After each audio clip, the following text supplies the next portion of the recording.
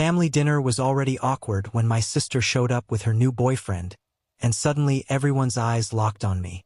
He casually asked, "So what do you do?" My mom jumped in fast. "Let's not embarrass ourselves tonight." The table burst out laughing. My sister smirked. "Yeah, just make something up so you don't sound pathetic." I smiled, stayed quiet, and then said one thing that turned that cozy family dinner into absolute chaos. You know, there's a special kind of betrayal that doesn't come with a knife in the back, but with a casual joke, a dismissive laugh, and a family dinner that felt more like an interrogation. And it was at my sister's lavish wedding that I finally got to serve them a dish of their own making. My name is Leo, and I'm 28. For as long as I can remember, I felt like an outsider in my own family. Not because I was some wild child or a black sheep, just different. My older brother, Daniel, was the picture of stability, a high-flying finance guy. My sister, Chloe, 2 years younger than me, was the golden child. Honor student, business degree, engaged to a seemingly perfect man from a respectable family, and now she worked this mid-tier marketing job that our mom, Maria, talked about like Chloe was single-handedly reinventing capitalism.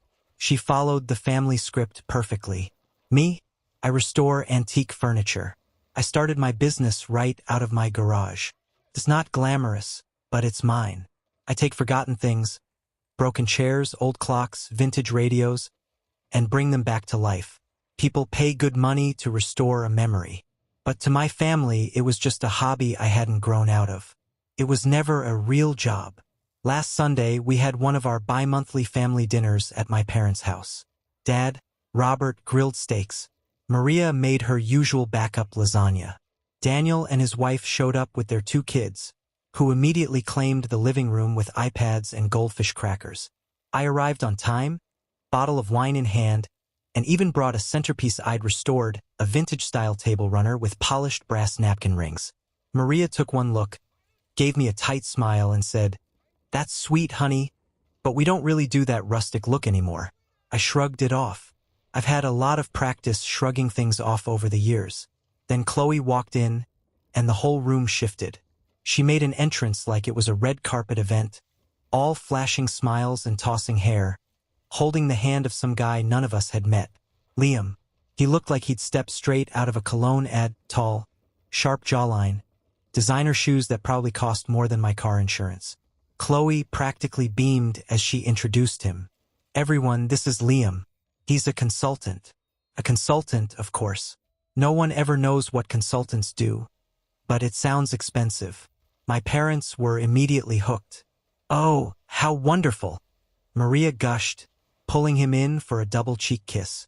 "It's so nice to finally meet someone Chloe actually brings home. That means something, you know?" Robert clapped Liam on the back like they were old friends.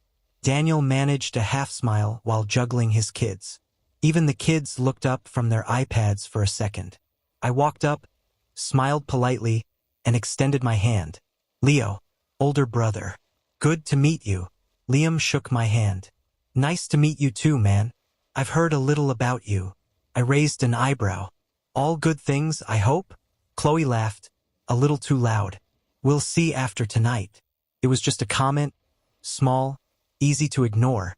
So I laughed too, even as my stomach twisted. Just sibling teasing, I told myself. Nothing new. We all sat down. The table was full.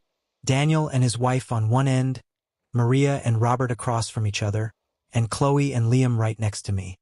As we passed dishes and made polite conversation, I noticed something subtle, but not subtle enough to miss. Every time Liam spoke some casual story about flying to Chicago for a client, or a book he was in the middle of writing, because apparently everyone writes a book now, the family would light up, laugh, ask questions, genuinely engage. But when I chimed in with a story about a restoration I was working on for a collector in upstate New York, or a custom job for a film set, there'd be this pause, like someone hit the mute button. Then, someone would quickly redirect, ask Liam another question, or shift to Chloe's latest promotion. I focused on my plate, chewing slower, saying less. I'm good at reading a room. Still, a part of me clung to the hope that I was imagining it. That hope evaporated when Liam, halfway through dinner, turned to me. "So, Leo, What exactly do you do for work? Before I could even draw a breath, Maria cut in, a tight smile on her face. Oh, don't ask him that, dear. He'll go on forever about it. You don't want to hear about rust and paint and tools. Everyone chuckled. Daniel gave a low snort. Unless you're looking for a new coffee table from 1974, then maybe. Then Chloe, without missing a beat, sipped her wine and said, maybe lie this time so you don't sound so pathetic. Just say you're in design or something. I froze. The room laughed again, quietly, like they knew it was mean but figured it was all in good fun. Liam looked uncomfortable, but not enough to actually say anything. My hands tightened under the table. I looked around, waiting for someone, anyone, to tell her to stop. No one did.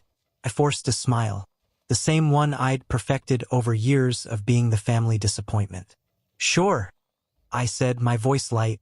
Let's go with design. Sounds more mysterious. More chuckles.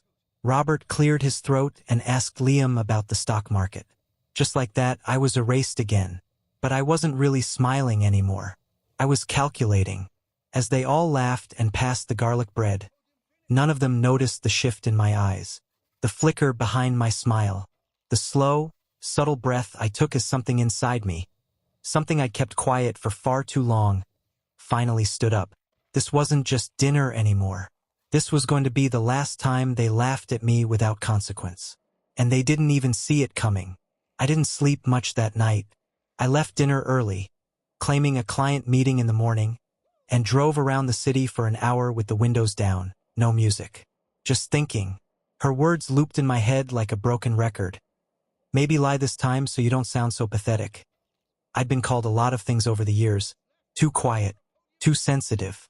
A dreamer. Weird. Even a disappointment, though Maria never actually said it out loud. She just said she wished I was more like Chloe, or more stable like Daniel. Which, let's be honest, is just the polite way of saying, you're not what I wanted. But that night, that was new. That was direct. That was humiliating. And what burned the most wasn't just Chloe's comment. It wasn't even that everyone laughed like she was hosting open mic night. What truly gutted me was how normal it felt to them. How casual. Like that was just my role now. The guy at the table they could dunk on to make themselves feel better. I started replaying all the little moments from the past few years. The holidays where they'd forget to mention the changed dinner time. The birthdays where I got gas station gift cards while Chloe got jewelry. Daniel always acting like I lived in a basement somewhere, even though I owned my own house. Every moment I'd brushed off, laughed off, told myself wasn't worth making a scene over. I saw them differently now, like puzzle pieces I hadn't realized were all part of the same picture. And that picture looked a lot like someone being slowly pushed out of their own family. So yeah, something shifted that night. I didn't scream. I didn't send some big, dramatic text message. I just stopped hoping. I stopped waiting for them to see me, to understand me, to treat me like I mattered. And as messed up as it sounds, there was something weirdly freeing about that. But life went on. For a few weeks, anyway. I went back to work. A few new commissions rolled in. One from a collector restoring 1960s jukeboxes. Another from a boutique hotel downtown that wanted their lobby redone with mid-century pieces. The kind of jobs I used to want to tell my family about. The kind of thing I used to be proud of. This time I said nothing, until the text came. Chloe, dinner next Sunday. Everyone's coming. Liam's proposing and wants the family there. That was it. No, how are you? No, hope you're free. Just a statement like I was a seat on the guest list, not a person. I stared at the screen for a full minute. So Chloe to make it a performance. Of course, he'd propose with the whole family there. Of course, there'd be photos, speeches, champagne. I could already picture the captions. She said yes, our little girl all grown up. So lucky to welcome Liam to the family. And I'd be there in the background, half visible, probably holding someone's coat. I almost didn't go. I really, truly thought about just vanishing, skipping town for the weekend. But something held me back. Not curiosity, not guilt. Just the need to see it. To finally confirm to myself that whatever connection we had left was long gone. Sunday came. This time I dressed up. Not to impress them, just enough to feel like I was in control. Clean black button-down, pressed slacks, a new watch I'd bought myself 6 months ago but never worn. I even styled my hair, which, for me, was borderline revolutionary. I walked in 10 minutes early. Daniel was already there, same as always. His wife nodded at me, quickly returning to her phone. The kids were glued to the couch, cartoon blaring. Robert was outside grilling, and Maria was in the kitchen, directing everyone like she was running a wedding. Nothing new. Then Chloe walked in, glowing like a stage light, Liam right behind her. She wore this long, deep green dress, like she was about to attend an awards show. He had on a tailored navy blazer and that same overconfident smirk. They made a beeline for the living room, immediately soaking up compliments. I watched it all from the side. I didn't even try to insert myself. Dinner started awkwardly, the usual small talk. Daniel droned on about his company's new software rollout. Maria bragged about the flower arrangements she'd chosen. Robert kept trying to tell Liam how to grill the right way, and Liam laughed along, though I could tell he had zero interest. Then it happened. Chloe stood up, tapped her glass with a spoon. Okay, everyone, before we eat dessert, Liam has something he wants to say. Gasps, claps. The kids looked up. Maria's eyes already welled with tears, like she'd rehearsed them. Liam stood, pulled a small box from his blazer, and launched into a speech about love and fate. He got down on one knee. He popped the question. She shrieked, said yes. They kissed. Everyone exploded in cheers. Champagne corks popped. Maria hugged them both like she'd won the lottery. Daniel actually clapped like he was at a sports game. I stayed seated, smiled, clapped once, said, "Congrats," when it felt appropriate. Then Liam did something unexpected. He turned to me. "I know we haven't talked much, Leo," he said, "but I hope I'll get to know you better. Chloe says you're super creative and you do cool stuff with furniture." I blinked. Chloe looked mildly uncomfortable but said nothing. I nodded slowly. "Yeah, something like that." Liam gave me a sheepish smile, then glanced at Chloe.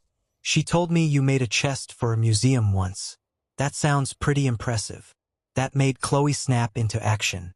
"Oh, he's exaggerating. It was just a small piece for a local exhibit. Nothing major." Maria chimed in. "Yes, let's not confuse a display with a permanent feature. But it's sweet of you to show interest, Liam." They both chuckled. And that was it. That was the moment. Something inside me snapped. Because it wasn't just about the work. It wasn't just about being underestimated. It was about how they did it. Always with a smile. Always with feigned concern or gentle corrections. Always twisting every decent thing I did into something laughable, dismissible. Like even when a stranger tried to give me credit, they couldn't allow it. I stood up calmly. My fork clicked against my plate. "Actually," I said, my voice even, "it was for a museum. Private, curated collection. They hired me to restore a 19th century writing desk that had belonged to a state senator. It was the centerpiece of the entire room." The room went quiet. Chloe blinked. "Well, yeah, but..." And last week, I cut in. "I signed a contract with a hotel chain that's renovating 7 properties to vintage themes. I'll be handling the custom restorations for all of them. So no, it's not just a hobby." The silence grew thicker. Liam looked vaguely impressed. Daniel looked mildly irritated, like I'd ruined the vibe. Robert shifted in his seat. Maria gave me that brutal smile I knew too well, the one that meant she'd say something passive-aggressive in 3, 2. "Well, we're happy for you, honey," she said. "But tonight's about Chloe. Let's not derail the celebration." I let that sink in. Then I turned to Chloe. "You ever wonder," I asked, "why you can't talk about me without adding a little insult after every sentence?" Chloe raised an eyebrow. "What are you talking about?" "Maybe lie this time so you don't sound pathetic," I quoted. "Ring a bell." Her cheeks flushed. "It was a joke." "No," I said, taking a step back. "It wasn't. It never is. Not when it comes from you. Not when it comes from any of you." Maria stood up now, sensing things had shifted. Leo, let's not start drama. I met her eyes. No, let's finally have it. I took a breath. I'm done pretending like I don't hear what you really think. I'm done playing the silent, polite, invisible son who smiles while you all chip away at whatever's left of my self-respect. You don't get to laugh at me, talk down to me, rewrite my life in front of strangers, and then expect me to show up and clap when you tell me to. My voice wasn't loud, but it didn't need to be. Chloe scoffed. Wow, okay. Someone's having a meltdown. I turned to her slowly. You've spent your whole life building a pedestal out of praise and favoritism, and somehow still managed to look down on everyone from it. I hope Liam likes the view. She froze. Even Liam looked caught off guard. I turned toward the door. I'm leaving. And don't worry, I won't embarrass you again. Not by showing up, and definitely not by being myself. And then, right as I reached for my coat, Maria said something I'll never forget. Well, don't expect to be included in the wedding if you can't behave like an adult. I froze, slowly turned.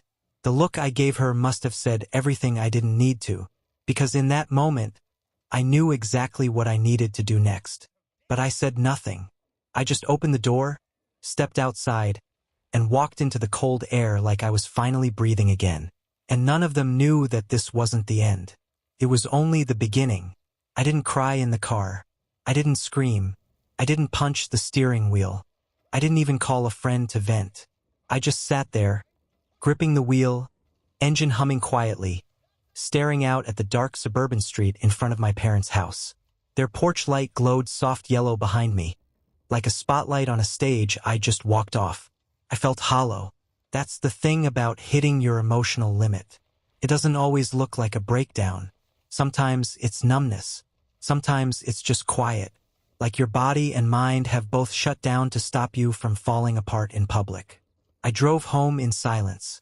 No radio, no podcasts, just the sound of tires on pavement and my breath catching every once in a while when my thoughts tried to wander back to that moment. Don't expect to be included in the wedding, as if I was some child who needed to be taught a lesson. My own mother had essentially told me I was replaceable. And the worst part? I kind of believed her. The next few days were a blur. I went through the motions, woke up, brewed coffee, ignored my phone, walked into my workshop and stared blankly at the antique armoire I'd been meaning to finish. I had orders, emails, even a couple of voicemails from past clients. One excitedly told me she'd referred me to a magazine writing a piece on vintage furniture design. But I didn't care. I felt like everything I'd worked for, everything I'd built, suddenly didn't matter. Like it was all paper thin the moment my family dismissed it with a joke. What good was creating beautiful things if the people who were supposed to believe in you saw it as a punchline? I stopped checking Instagram, paused all new commissions, let messages pile up. I wasn't sad, not exactly. I was tired, not just of them, but of always being the one who had to rise above it, to swallow pride, play peacemaker, or minimize my own success just to avoid being called dramatic. For years, I told myself that one day they'd come around, that I'd make it, and they'd finally see me, accept me. But that Sunday proved something I should have learned a long time ago. Some people don't want to see you succeed unless they can take credit for it. A week passed, then another. I didn't hear from any of them. Not Chloe, not Daniel, not even Maria. It was like I'd just been written out of the family script. A forgotten extra that left the set. And it stung. I'd be lying if I said it didn't. But something strange happened in that silence. Without the constant noise of trying to impress them, trying to measure up, I started hearing myself again. Started small. One morning, I brewed coffee, sat at my kitchen table, and opened a message I'd been ignoring for days. It was from a man named Walter, who ran a luxury restoration shop in upstate New York. He'd seen some of my work through a mutual client and wanted to talk about a partnership. I almost deleted it. Then I didn't. I replied with a short message and set up a call for the next afternoon. I figured I'd probably back out, but I didn't.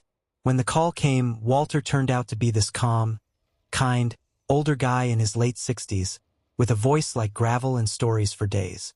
He'd been in the business for over 30 years and said my work reminded him of when he first started. Attention to detail, passion for history, no shortcuts. He told me he was semi-retiring and looking for someone younger to collaborate with, someone who could take on overflow clients, maybe even help train apprentices. I know it sounds sudden, he said near the end of the call, but good craftsmanship is rare, passion's even rarer. I don't care what degrees you've got. What I see in your work is someone who gives a damn. That's what matters. I didn't say anything at first because no one had ever put it that way before. That call flipped a switch. Not a loud one, just a soft click, like a light bulb flickering back to life in a dark attic. Over the next few weeks, I started working again. Quietly, steadily. I finished the armoire, shipped it to a client in Charleston, who emailed me a full paragraph about how it made her cry when she saw it. I accepted Walter's offer to take on 2 of his clients, and one of them turned out to be an interior designer in Chicago who immediately booked me for more. I started posting again, but not for likes, just to share.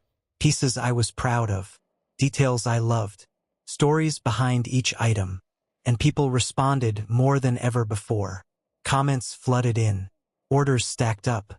Even a small YouTube design channel featured my work in a segment about craftsmen who still do it by hand. Slowly, I started to feel different. Not fixed, not invincible, just steady. There was a moment about a month after that dinner when I caught myself whistling while sanding down a mahogany tabletop. It was this little thing, barely noticeable, but it stopped me cold, because I couldn't remember the last time I'd done that. It wasn't until mid-April that I heard from Chloe again. She texted out of the blue, "Chloe, hey, wedding's June 10th. Sending out official invites next week. LMK if you're coming." That was it. No apology, no follow-up, no acknowledgement of what happened. Just a quick you in or out message like she was RSVPing to a work event. I stared at the screen for a while, and then I did something I never thought I would. I didn't reply, not right away at least. Instead, I kept working. I finished a set of custom side tables, helped Walter organize a workshop for young designers. I even spoke on a panel at a local design fair. Me, a guy who used to hate public speaking. People came up afterward, asked about my process, complimented my craftsmanship. No one laughed. No one cut me off. Felt real. About a week later, I got the official invitation in the mail. Cream envelope, gold lettering, big cursive names. Chloe and Liam. My name was printed at the bottom. Leo Blake. No guest. No note. Just the RSVP card and a list of expected attire and times. For a second, I almost tossed it. But then I had an idea. A small one. Quiet but sharp. That same week, I got a call from a producer at a well-known home and lifestyle channel. They were running a new series on small batch artisans and wanted to feature a few restoration experts. Someone had sent them my Instagram page. The producer, Sarah, was direct. "We love your aesthetic. It's rare, thoughtful, authentic. We think you'd be a great fit." We scheduled a video call. She asked me questions. I answered casually. At the end, she smiled and said, "We're also shooting a segment on location at a big wedding this summer. Luxury venue, very old school. They're showcasing bespoke design elements throughout the space. Would you be interested in contributing?" I blinked. "A wedding?" She nodded. "Yep. Furniture staging, floral stands, maybe a centerpiece or 2. We put your name in the credits. Could be good exposure." I asked for the date and location. She told me and I nearly laughed out loud. It was the same venue Chloe had listed on her invite. That was when everything clicked. Not revenge. Not spite. Just clarity. Because for the first time in a long, long time, I finally held the pen, and I had a story to write.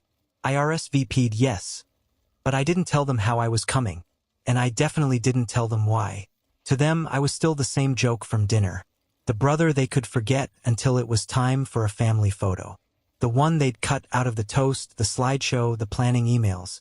But what they didn't know, what they never bothered to ask, was that while they were busy building a fantasy around Chloe's perfect day, I'd been quietly building something of my own. Something solid. Something they couldn't laugh away. And on June 10th, they were finally going to see it. whether they liked it or not. Most people think revenge is loud, that it comes with fireworks, shouting, public breakdowns, or explosive reveals that leave everyone gasping. Maybe that's how it works in movies.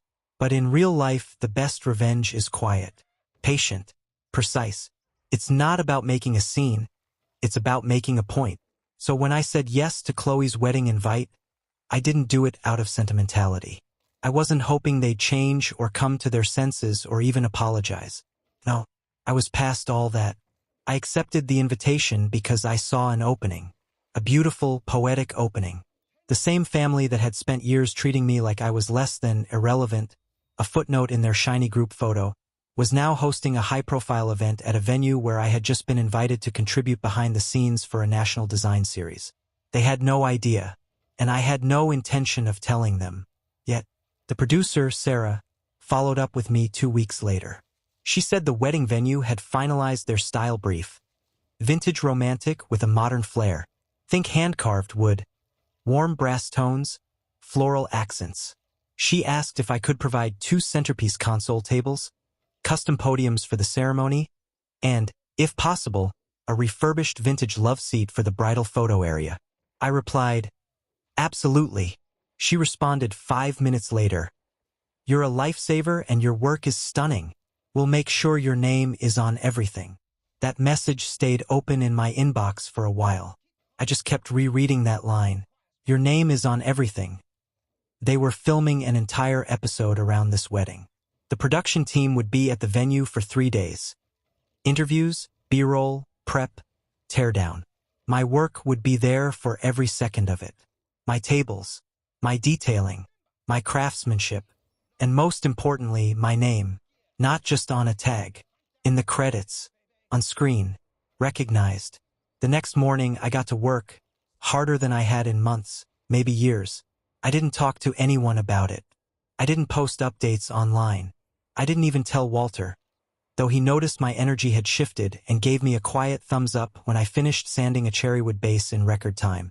There was something deeply satisfying about it. Planning something in silence. Not for applause. Not for validation. Just for me. Every morning, I brewed coffee, turned on my workshop lights, and laid out the plans. The centerpiece tables would be reclaimed oak, polished to a mirror shine, with carved floral motifs along the legs. The podiums would be a dark walnut, smooth and angular, traditional but bold. And the love seat, that was my favorite piece. I found it at an estate sale, a 1930s French-style couch with a cracked frame and torn velvet. Everyone else walked past it like it was garbage. I saw a masterpiece hiding under the dust. 3 weeks later, it looked like something out of a luxury catalog. Deep green velvet, reupholstered by hand. Ornate legs I carved and stained myself. Brass detailing along the backrest. It wasn't just a piece of furniture. It was a statement. I imagined Chloe sitting on it for her bridal portraits, and I smiled. 2 weeks before the wedding, I got an unexpected call. Sarah again. "Hey Leo," she said, upbeat as always. "So, bit of an update. We'd love to film a short segment with you on location. Just a 2-minute interview about your process and inspiration. Would you be okay with that?" My throat went dry. This was bigger than I'd expected.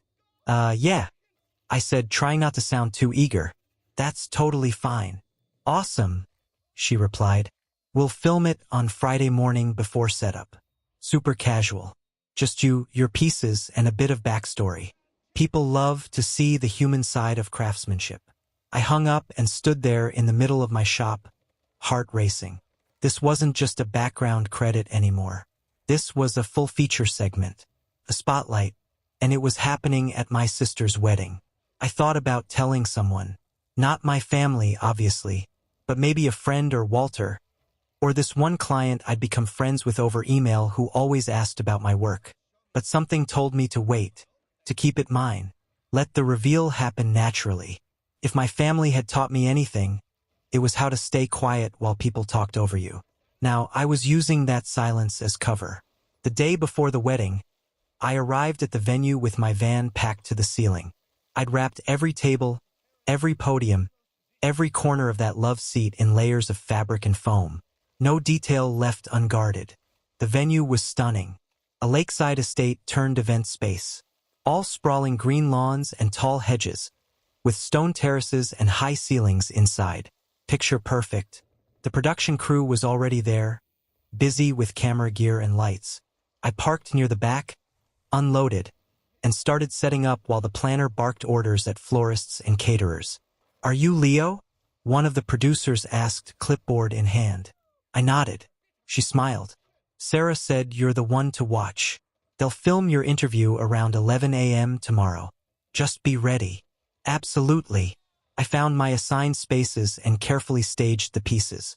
The tables flanked the main entry to the ceremony area, dressed with floral arrangements that still smelled like morning dew. The podium stood by the altar where Liam would make his vows. And the love seat. Oh, the love seat. It was placed under a floral arch, front and center in the reception hall, surrounded by soft lights for photo ops. It looked like something out of a wedding magazine. And it was all mine. I stayed late, pretending to double-check measurements, but mostly I just wanted to be alone with the space, to watch how people reacted to my work without knowing it was mine. The planner passed by and paused. "These tables are gorgeous," she murmured to herself. One of the camera guys nodded. "It's all custom. The guy's legit." Finally, something not made in a warehouse.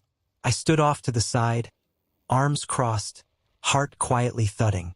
I didn't step in, didn't say a word, because they'd know soon enough. The morning of the wedding, I arrived early, in a clean suit and polished shoes. No over-the-top flair, just enough to blend in. I had a lanyard from the production crew with my name on it, Leo Blake, artisan, and a time slot for the interview. Felt surreal. I walked past the reception space and spotted my love seat already being used. A group of guests were snapping photos on it, laughing, smiling. None of them knew I'd built it from splinters and rot. I found Sarah by the camera crew and waved. "Perfect timing," she said, leading me to a corner where they'd set up soft lighting and a stool. "We'll start rolling in 5. Just speak from the heart." I did. The interview flowed. I talked about why I got into restoration, what I loved about vintage pieces, how every scar and scratch told a story. I kept it honest, grounded, not trying to impress, just trying to be me. When we wrapped, the crew clapped softly, and one of them said, "Man, that was great. You've got a real presence." I nodded, thanked them, and walked off to the side of the garden, just in time to see Chloe arrive. She stepped out of a sleek silver car in a lace-trimmed gown, surrounded by bridesmaids, photographers, and Maria. They didn't see me, but I saw them. I watched as they laughed, posed, and directed people like it was their personal movie set. And then, just as Chloe turned toward the entrance, she saw the tables. Her face tilted slightly. Then she saw the love seat. Her eyes narrowed.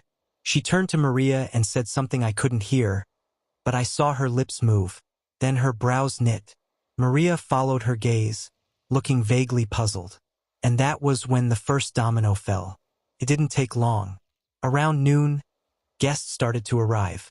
People commented on the decor, the custom touches, the way the vintage elements elevated the entire aesthetic. A few even asked where the pieces came from. Then someone pointed out the credits. On a table near the reception entrance, the production crew had placed a neat, printed display card, featured artisan, Leo Blake, furniture design, restoration, and custom woodcraft. As seen on channel name, S upcoming special, Modern Heirlooms. It was right there, front and center. I saw Maria notice it first. She went still. Then she whispered something to Robert. Daniel looked confused. Chloe. She stared at the sign like it had personally insulted her. She turned, scanned the crowd, and finally, her eyes found mine. I just smiled. Quiet, knowing smile. The kind you give when you finally stop playing their game and start playing your own. Chloe was the first to approach me. Not immediately, no. She waited until the ceremony had ended. The vows delivered with Pinterest-worthy precision, and guests had been ushered into the reception hall. She'd smiled through the whole thing, tight-lipped, eyes flicking toward me more than once like she couldn't believe I hadn't vanished into the walls. I'd stayed back, close to the production crew, sipping a ginger ale, watching from the sidelines like I was nobody. Just another vendor. A ghost.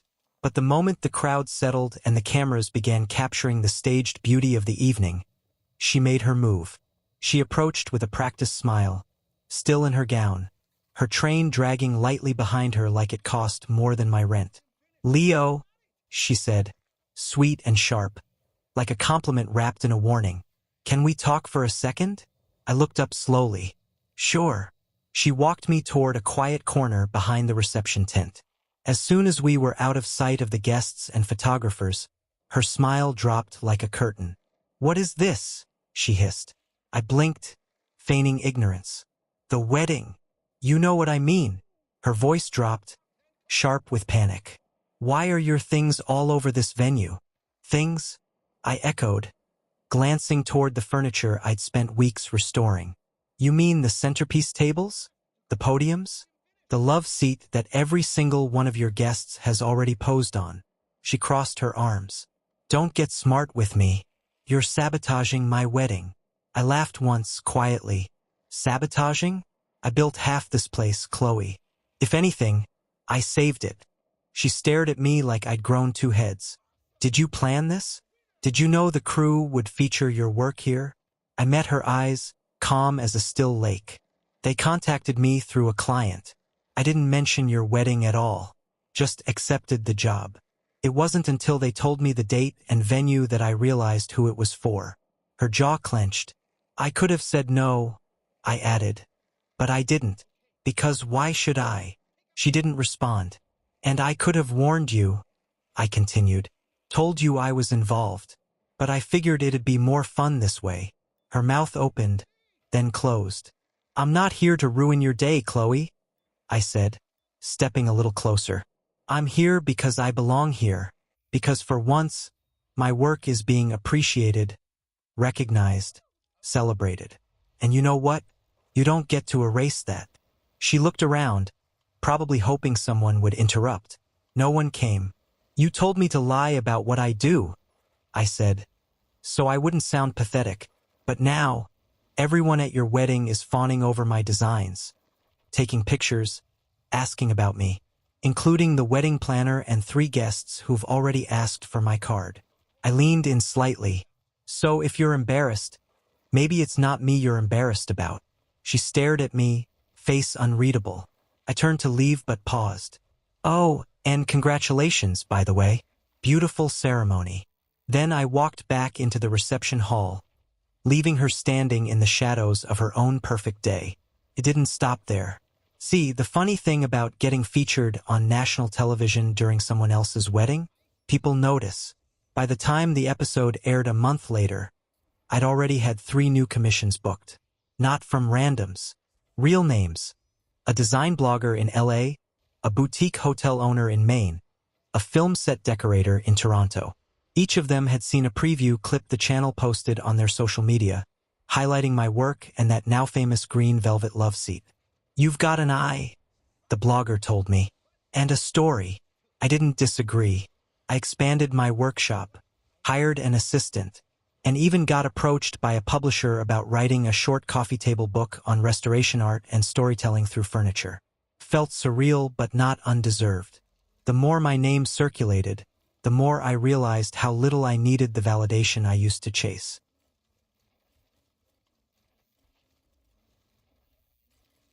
Then came the call from my mother, Maria.